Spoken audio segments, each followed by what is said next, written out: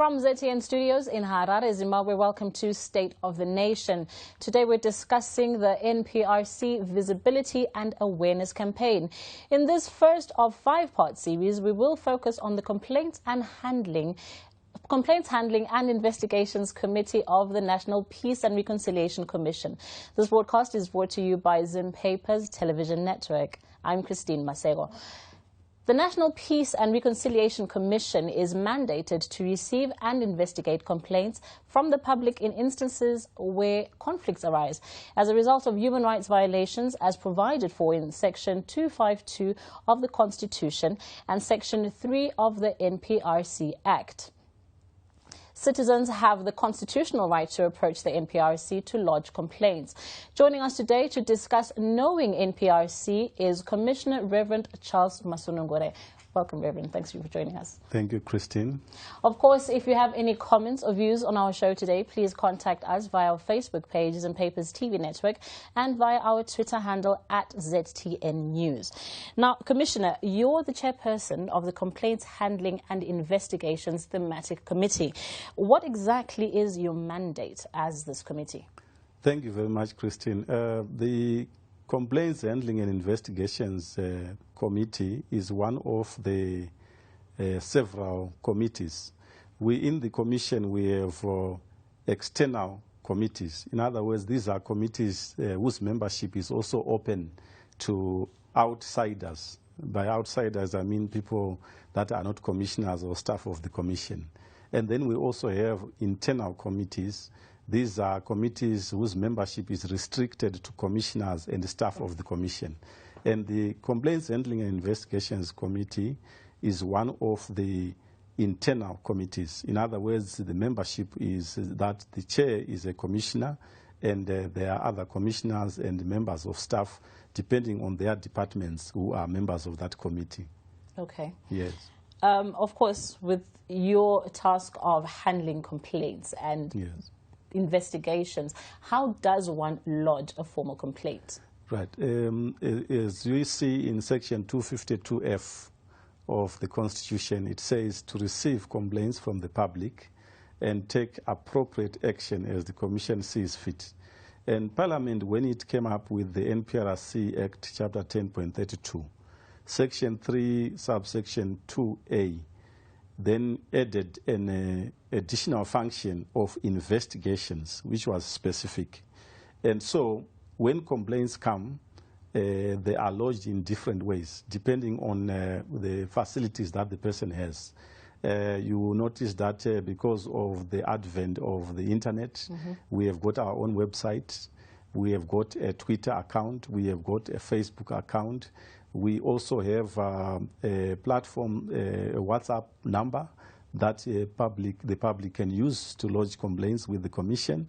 We also have landlines that are used to communicate with the Commission. And we also have walk-ins. People can walk to any office of the Commission because right now we have an office in Harare and another one in Bulawayo. And of course, in the various areas, in various provinces, we have got our peace committees in each of the 10 provinces.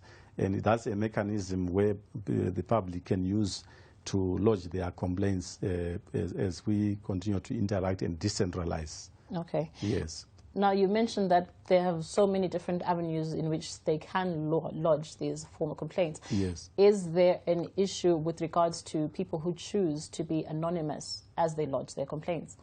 The anonymity is allowed, okay, especially where the person is an informant. A person, in terms of Section 8 of the NPRC Act, Chapter 10.32, you find that there are some people who, because of death, they are no longer available to lodge their own complaint. The complaint can be lodged by someone else. Then there are some people who probably, because of incapacitation, like, for example, a disability, they can send a sibling or a family member to lodge on their behalf. And sometimes a complaint can be lodged by an institution if the matter is of public interest. But the challenge is when we now go into the deeper investigations component, we cannot say we are investigating a complaint which remains anonymous. We want the names. We want the details. Our regulations are very clear that when a complaint is lodged, there are particulars of the complainant that are required. Of course, later on in this discussion, I know we are going to talk about the protection of witnesses and stuff. But for now, suffice to say that an anonymous complaint can be lodged. But beyond that, we will then need to interact with the person affected, and we need the names, and then we need to record, because we cannot deal with an anonymous complaint perpetually. We need to know who is aggrieved and who are they complaining against. Okay. Yes. You mentioned earlier that you've made strides in decentralizing the functions of your thematic committee. How would you emphasize at this point, in reference to that, the process of turnover? How quickly or how slowly? Yes, what we have done is that the complaints handling and investigations unit of the commission still needs a lot of manpower. And we have lobbied through Treasury for us to get more officers. And so what we have done is that with what we have made use of other thematic committees, like the Prevention and Non-Recurrence Thematic Committee under Commissioner Chiradza. This is the one that supervises peace committees. And we took advantage of that to say each peace committee in a particular province is a space where they can also receive complaints. And through our capacitation processes, we say we train them, give them the necessary skills to receive complaints. The investigation component remains an internal issue, because peace committee members are not all employees of the commission.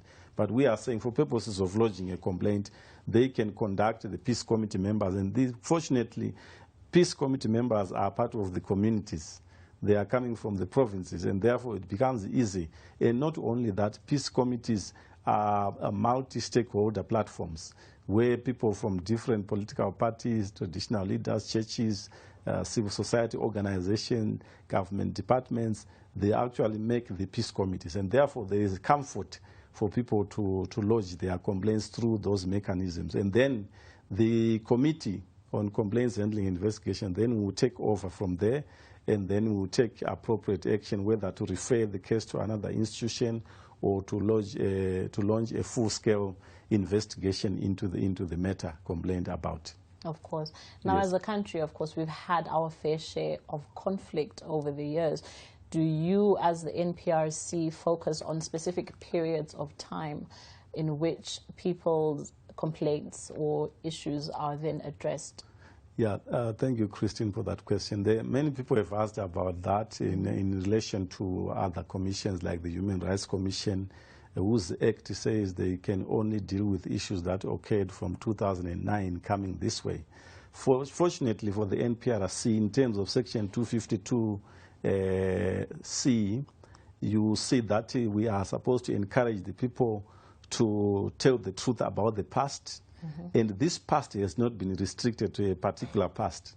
So to us, when we defined that past, we as a commission, we said we have a past which is pre-colonial.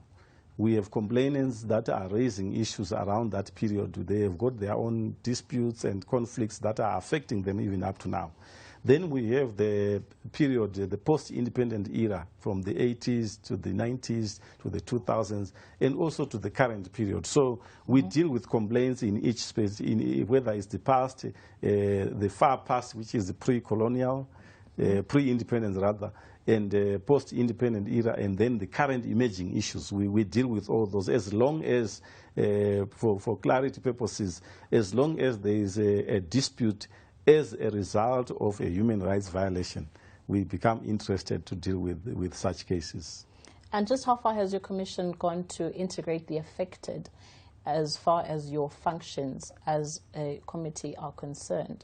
You have mentioned, of course, that in some instances complaints were lodged by people who are no longer with us, who have died over the years.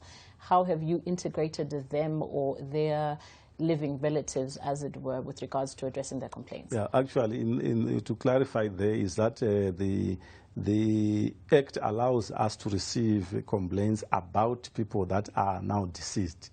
A relative of a deceased person who perceives that a human rights violation occurred, and as a result of that violation, a conflict arose. Because remember, the NPRC is supposed to, as the name says, National Peace and Reconciliation. Of course. We are supposed to bring together parties and people that are in dispute, that are not agreeing. And sometimes the disagreement is because a human rights violation occurred and the subject matter or the person concerned is now deceased. We have such cases in many spaces in this country. And when those come, we deal with the relatives that are there, mainly understanding that our mandate, if you look at the 10 functions in Section 252, we are supposed to foster reconciliation, we are supposed to foster unity, social cohesion, healing. There are so many people with open wounds because of the past. And our role is to ensure that even as we do our investigations, they are investigations that are leading to the closure, that are leading to healing. And many people have asked, how are your investigations different from those of ZRP? Well, ZRP is investigating the criminal component of the violation.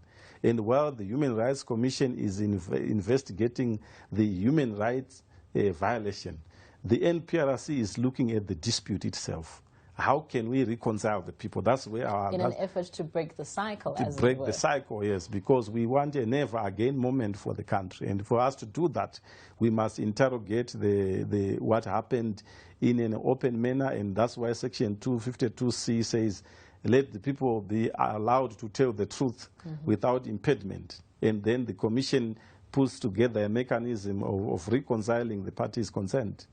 Would you be able to give us any statistics on how that has gone over the years for you as a commission? Yes, the commission, unfortunately, the current commission was sworn in on the 24th of February 2016. And it was only on the 5th of January 2018 that the NPRC Act was promulgated and gazetted into law. And therefore, from that moment on, that's when we were then allowed to engage publicly. Prior to that, we were doing capacity building, exchange notes with other commissions in Africa and in other parts of the continent to understand how they also dealt with their issues. We interacted with Rwanda, Sierra Leone, South Africa, Kenya, and Burundi, and many other countries that have gone through the process that we are in right now. And therefore, in terms of how far we have gone, I'm sure you know that peace building is like building a house. Yes, of course. Yes, brick upon brick. Sometimes as you try to build, you know, because our country is quite highly polarized, it's very easy for people to begin to look at things from with political lenses. And them and us scenario ensues. And therefore, we are quite glad that we have managed to cover some ground in terms of creating the architecture that helps us to get to where we envisage to get in terms of the committees that my colleague, Commissioner Chiradza, is going to talk about perhaps tomorrow. But in terms of our receiving of complaints, I'm happy to say people are beginning to openly come to lodge their complaints. Because in the past, I think people were afraid. They were not sure what would happen if you could go and report. Even up to now, we still have people that say, okay, if I go and report, will you deal with my issue fairly? And I'm not going to be vulnerable or something like that. Yes. Now, you mentioned, of course, that you had learning experiences from other similar commissions throughout Africa and throughout the world, I'm sure. Within the context of Zimbabwe, are there no other independent commissions that you are perhaps maybe in conflict of mandates with, as with you as National Peace and Reconciliation Commission? Right. Thank you very much, Christine. In Section 233 of the Constitution, you find that, in fact, Section 232 to begin with, it lists 5 independent commissions, which we call Chapter 12 commissions. These are ZEC, the elections one, the Human Rights Commission, Gender Commission, Media Commission, and ourselves. And then Section 233 has 6 common objectives to us all. This talks about the promotion of democracy, human rights, sovereignty of the people, making sure that public institutions, they do their work in line with the Constitution. And you will see that the 6 objectives in Section 233 are actually a common denominator. We all are concerned about constitutionalism, about democracy, about the rule of law, about ensuring that state institutions, they do their work in terms of the Constitution. However, the Constitution went further to then separate the functions commission by commission. And therefore, we are very much aware that in each of the commissions, for example, I can give you the Human Rights Commission and the Gender Commission, as well as the Media Commission, and even maybe the ZEC and us. We all have investigation units. And when it happens that an incident has arisen, for example, you find that, let's say, there is an issue during in elections, we collaborate with the ZEC.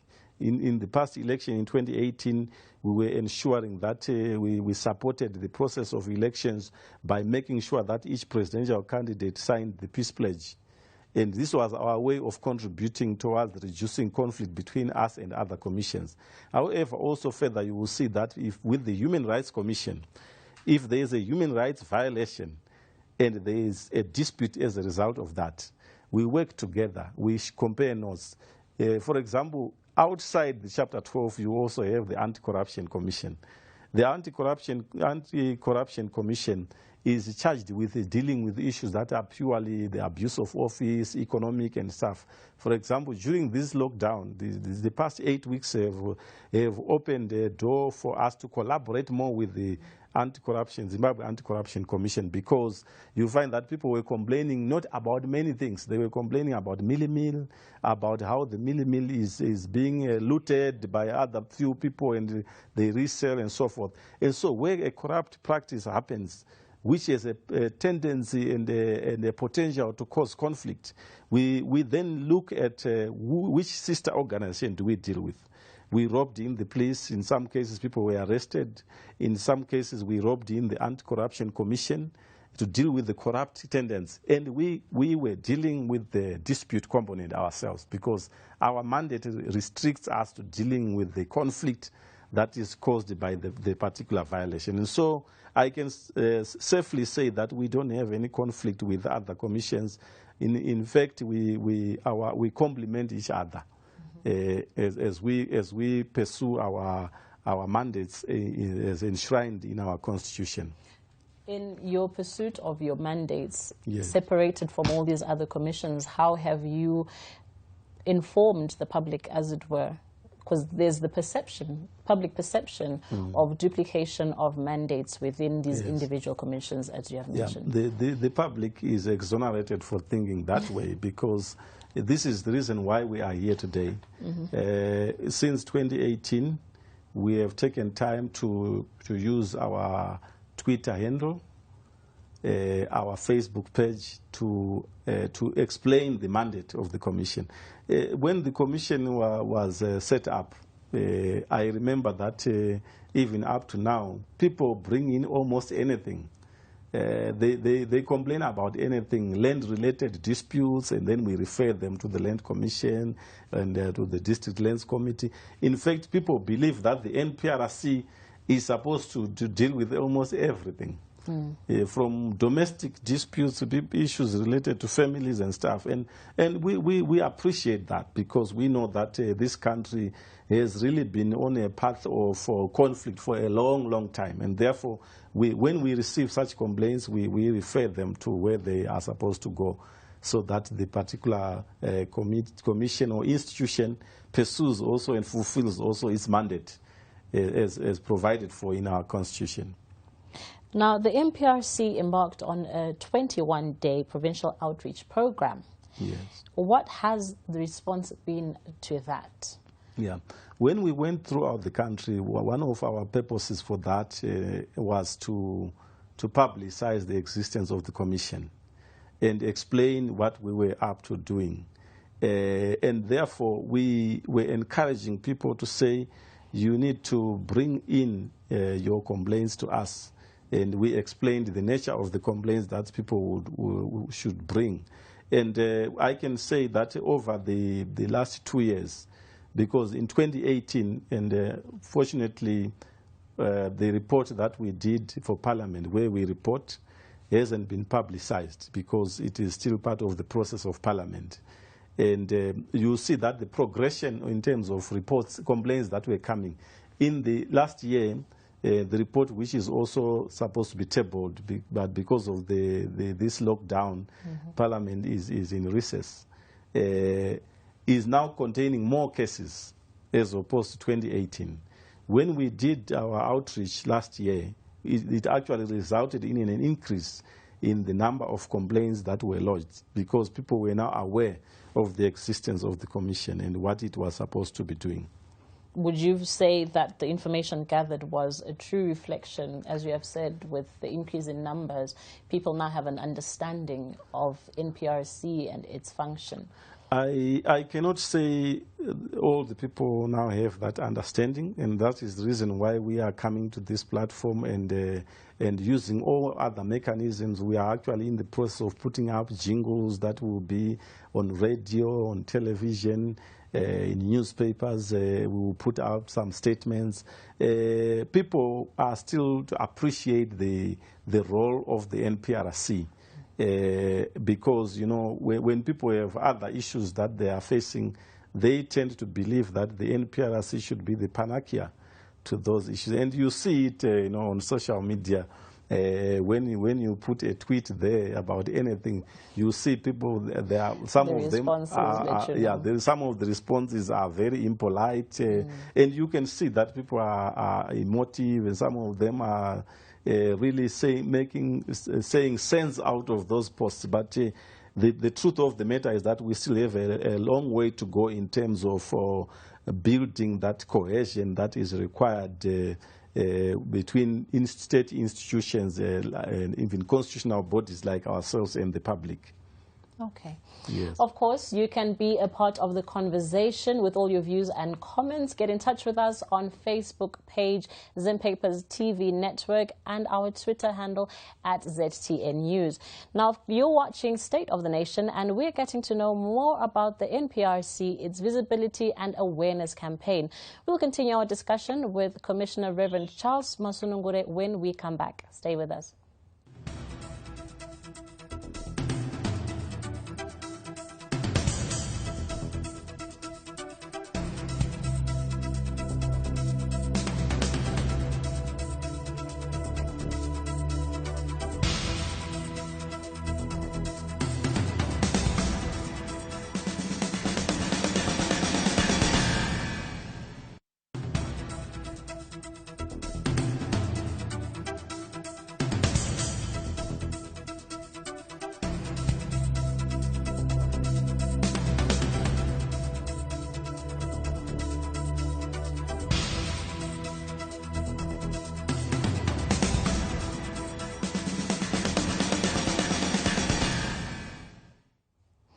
You're watching State of the Nation, and our discussion today is the National Peace and Reconciliation Commission's Visibility and Awareness Campaign.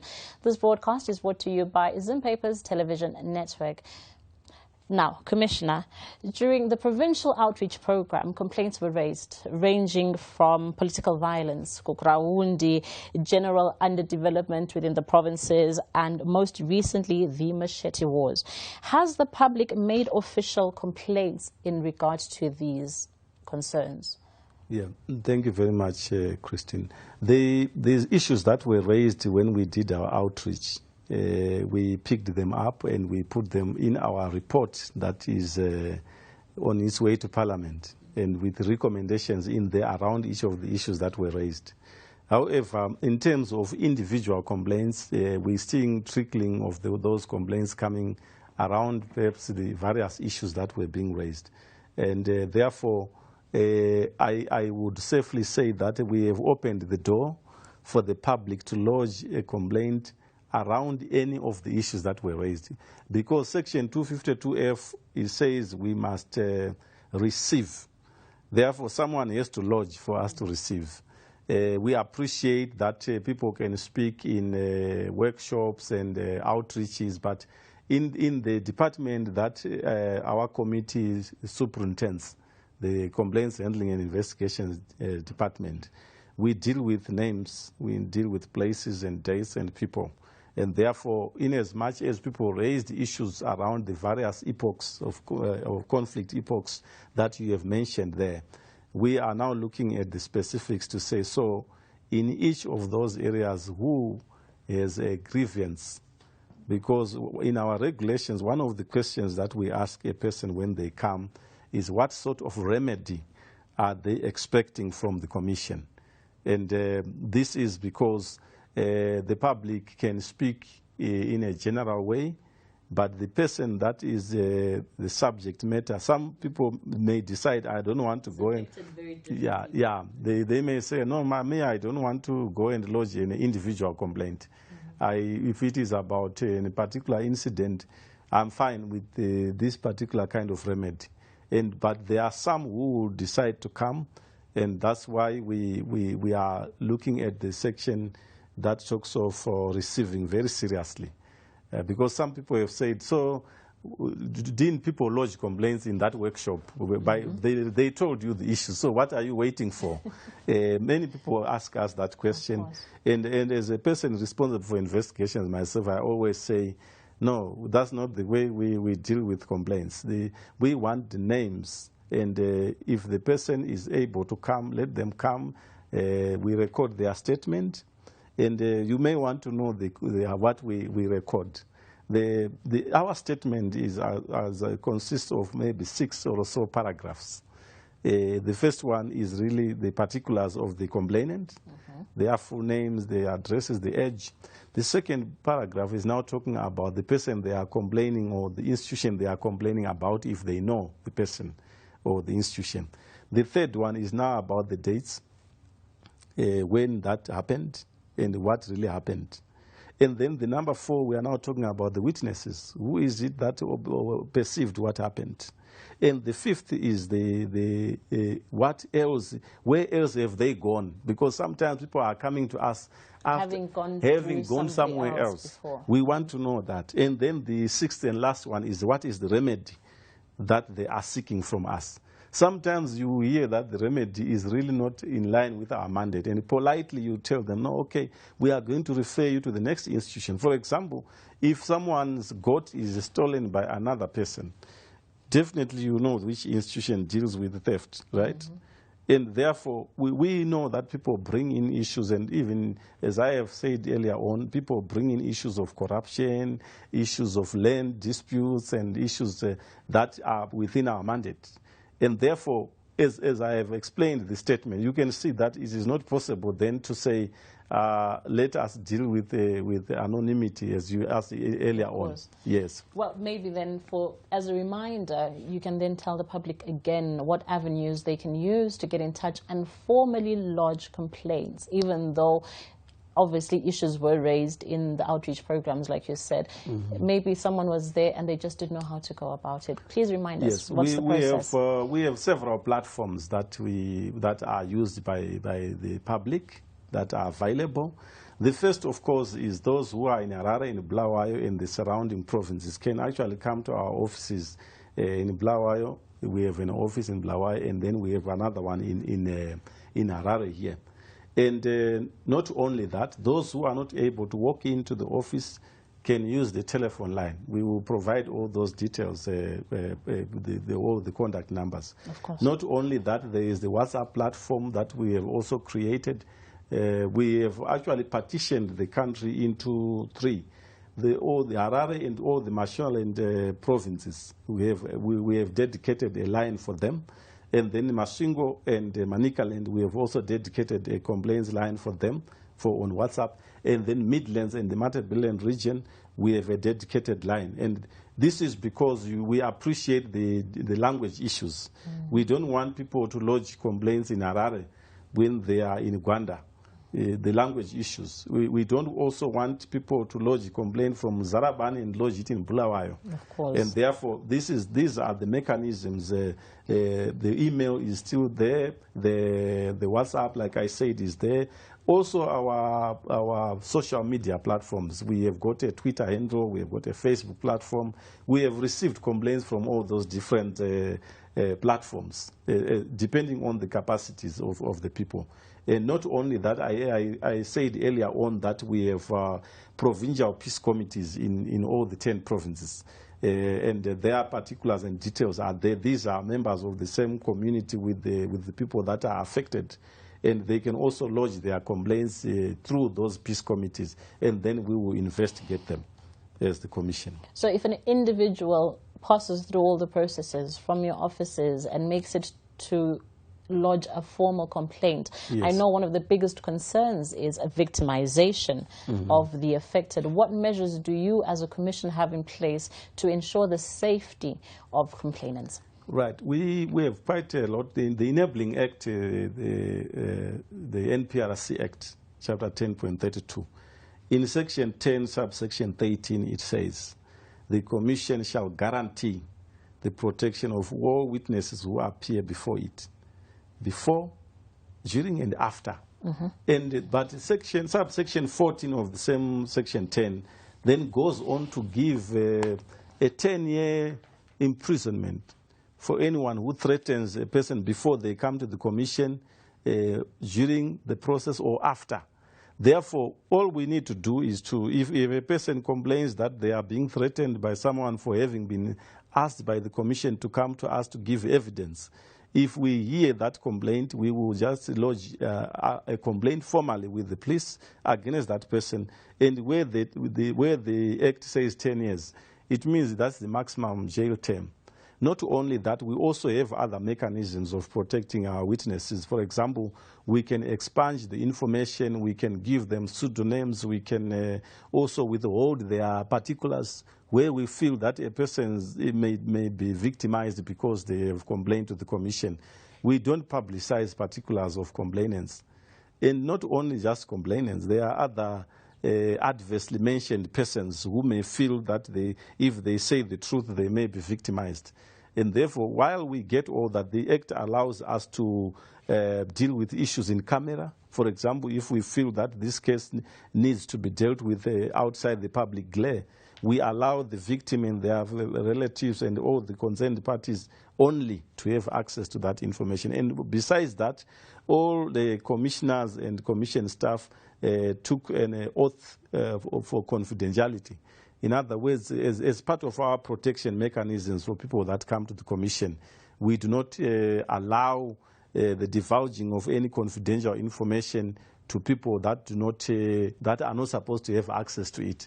And all these measures, I believe the legislature was very much alive to the fact that witnesses may feel threatened, and therefore they provided for a 10-year jail term for anyone who may threaten a witness that the Commission has invited to give evidence to it during investigations. Would you be able to give us statistics, perhaps, on how the numbers look in terms of cases that have been officially lodged, complaints that have been officially lodged with your Commission? I can't give you offhand, but I can safely tell you that we have received complaints that vary from issues of food distribution, land disputes, political violence.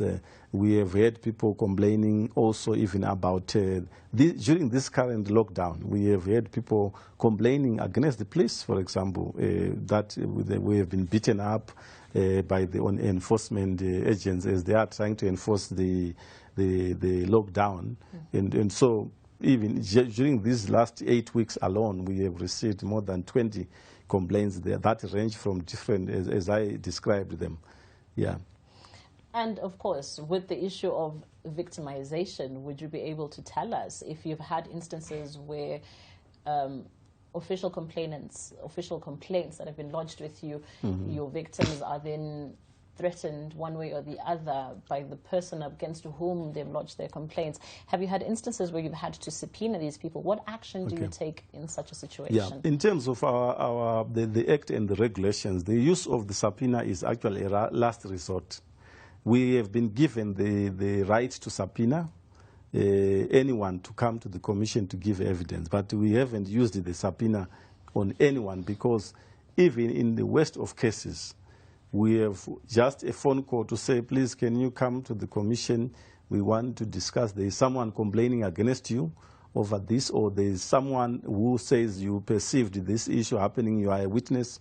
We have never used the subpoena on anyone, although we are allowed to use it. And therefore, in terms of cases where people we had to be penalized for not cooperating with the commission, we don't have such cases. Even I can give even an example where, for example, the police, where they were complained against.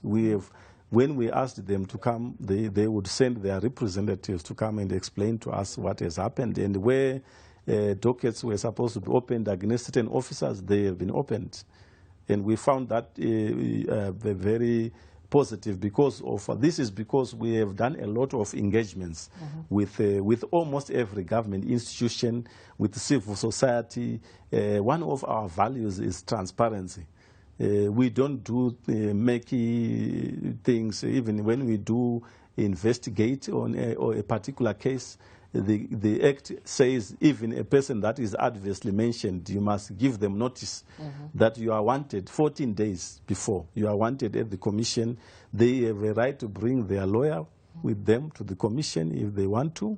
And not only that, even complainants are allowed also to be accompanied by their relatives.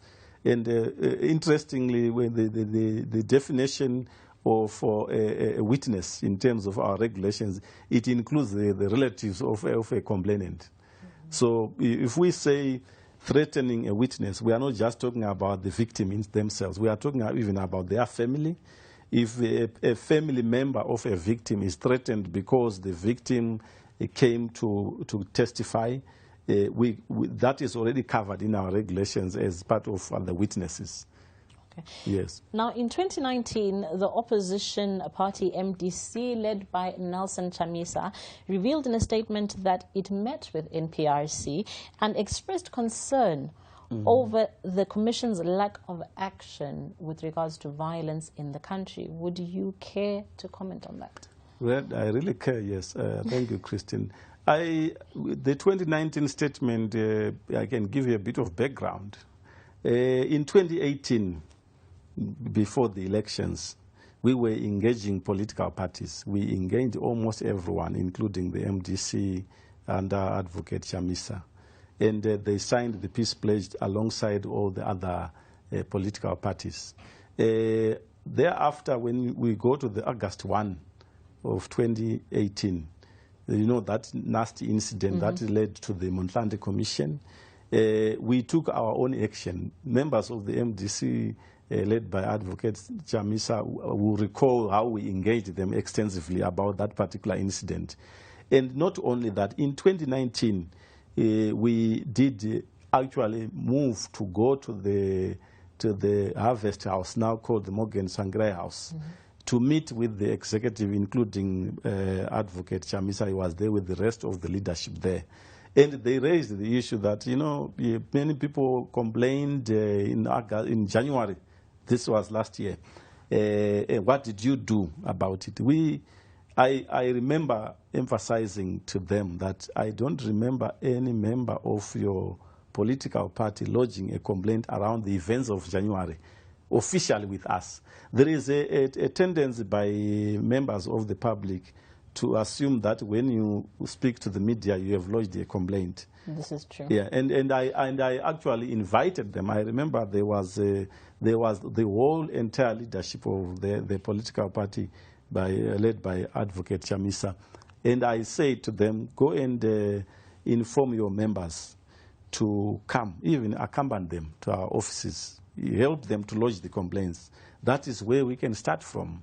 The issue of our not taking action, I think it will be a bit far-fetched, because we take action because someone has lodged a complaint. We don't take action presumptuously without anyone walking to the commission office and saying, this is the dispute I'm having with so-and-so, and my name is so-and-so, and the person I have a problem with is so-and-so.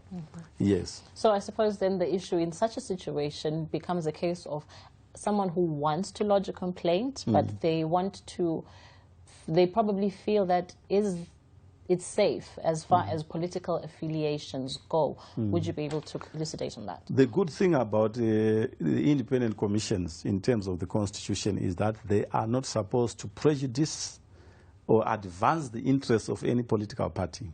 And I've always emphasized this. I've heard people saying, oh, these commissions are not independent because the salaries are paid by government. And this is a constitutional provision, right? And interestingly, many people are asking for the independence of the commission. And they are saying the commission must be independent from government control. But I see on Twitter how people try to direct the commission, and yet the Constitution says independent commissions are not subject to the direction or control of anyone, including civil society. We are independent from government and from civil society. And therefore, people must be comfortable to come to the Independent Commission and to the NPRC with the confidence that we are not going to be partisan and take sides. We are apolitical.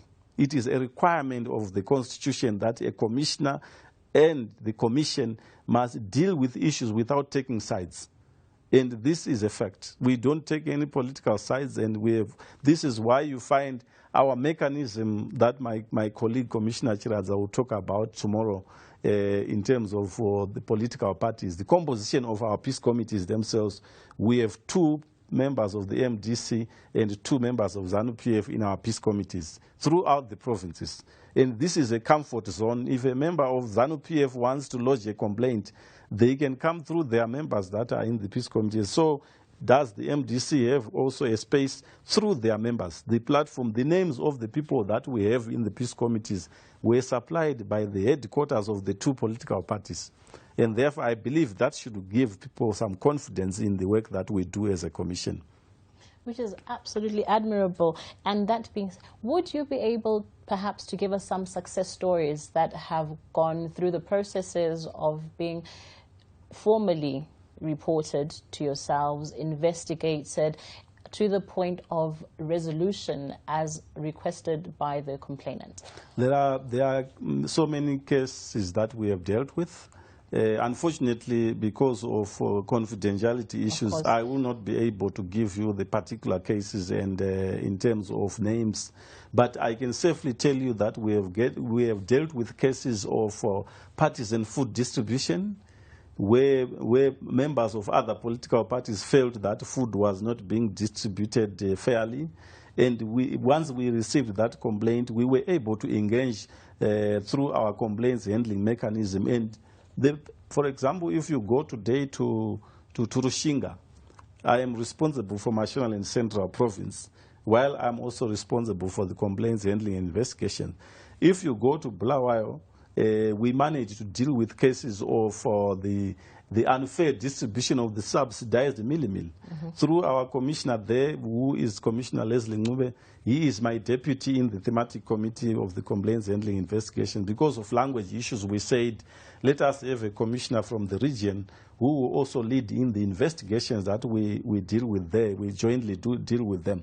And in terms of that subsidized milli-meal, we managed to get along and make sure that we solve those issues. And working with the ministers responsible for the Bulawayo Metropolitan Province, milli-meal is now being distributed there. And I'm sure there was a door-to-door arrangement. I'm not saying the whole of Bulawayo got door-to-door milli-meal deliveries. We have also dealt with cases even in Harare here, where the public complained about police officers that perhaps bought more than they were supposed to of milli-meal. And I know of a case that is under investigations where someone was arrested for looting milli-meal. And not only that, even in cases like in Kariba, we have had cases where the people were complaining about the local authority unfairly distributing rice. And these are all formally lodged complaints? These are formally lodged complaints that we got, and we dealt with them. Interestingly, in some cases, you find that this is across political parties. Of course. It is both ways. This political party against the other, this one against the other. And interestingly, in Gweru, the recent one was when a person was complaining against both ZANU-PF and MDC to say, we are not politicians, and people are writing each other's names on political grounds, on partisan grounds. And so these are typical examples of the citizen. And we have managed, because of our engagement of government institutions, the Department of Social Welfare, the Ministry of Women Affairs, and the security sector, we have managed to deal with issues as they emerge. And I have a list of success stories that we have dealt with in terms of making sure that the public gets justice out of the cases that they report to us. Okay. Of course, we can appreciate the need for formal lodging of complaints to yourselves. But what do you do about situations that are well known and documented, but not necessarily formally reported to you? Okay. Now, in terms of Section 3(2)(b), Parliament had a lot of wisdom. They realized that there are cases that may not be reported, but which may need to be looked into. Would you give an example of such cases? That is where now we bring in the research and knowledge management, because Section 3(2)(b) says the Commission shall carry out research to find out the extent and the nature of certain disputes and conflicts. Where there is no complainant, we use the research method to get in and find out and interview the respondents. That is also another way. You know, I'm sure you know that research is actually a type of investigations. Of course. And my colleague who heads the research and knowledge management, Commissioner Choice Ndoro, will give more details. But I want to say that where the issue is well known and it needs further investigation, because the NPRC Complaints Handling and Investigations Committee deals with the complaints that are lodged. We use the research department to find out more, and then we come in with interventions where there's no specific complainant. Okay. Finally, what are the strategic priorities going forward for NPRC, and what hindrances could you anticipate, and how will your commission perhaps address those? Right. In 2018, in October, we launched our 5-year strategic plan. And that strategic plan primarily had 4 goals. And the first goal had to do with dealing with the past. The second goal was to deal with a review of policies and legislation that hinders peaceful coexistence. And then the third goal was to do with prevention. And the fourth goal had to do with our internal recruitment of staff and setting up of offices. And therefore, where we are now, we have managed to cover a bit of ground in terms of our dealing with the past. We have set up a mechanism where we are saying, had it not been for the COVID-18, we were actually about to roll out some public hearings in terms of dealing with the past, all the conflict epochs that affected this country around the country, around the 10 provinces. We have a plan to launch public hearings to find out to what extent it affected people. Right now, in terms of the goal number 2 of reviewing legislation, all our reports, the 2018 and the 2019 report that we have submitted to Parliament, they all contain recommendations around the legislation. For example, we recommended that political parties need to be registered so that it becomes easy for us to deal with them in terms of peace building. We also recommended the criminalization of hate speech, the sloganeering that is done by political parties in their different contexts during election campaigns and even thereafter.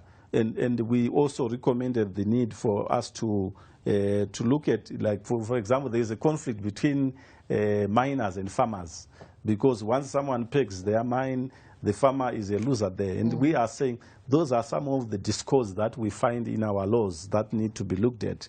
And therefore, these are some of the things that we can look at and say they have been our takeaways, even as I look at the past 2 reports that we have prepared, which are yet to be tabled before Parliament. Now, you mentioned earlier, of course, that yours is not the only thematic commission within the NPRC. How do you, as the Thematic Committee looking at complaints handling and investigation, how do you complement with the rest of the thematic commissions in relation to NPRC's greater vision? Yeah, the Complaints Handling and Investigations Thematic Committee, and with a department with a similar name, because the Thematic Committee is a policy, is like a bridge between the department and the commission.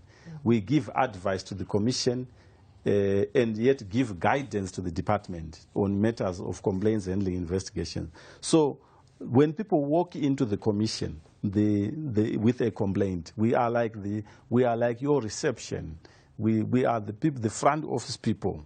We receive the complaints, and then we determine if the victim is distraught, the witness is looking frustrated and they are crying and so forth. We bring in the Victim Support Gender and Diversity Thematic Committee to look at that. If it needs mediation, we deal with the prevention and non-recurrence. If there are issues that need healing and reconciliation, we have got a thematic area for that.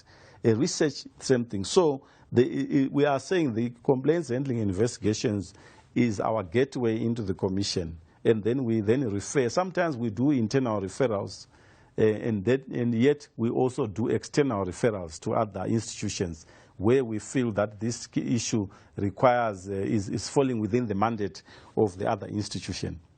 Okay, thank you so much for that, Commissioner. Do you have any last words to share with our viewers at home with regards to NPRC and your committee?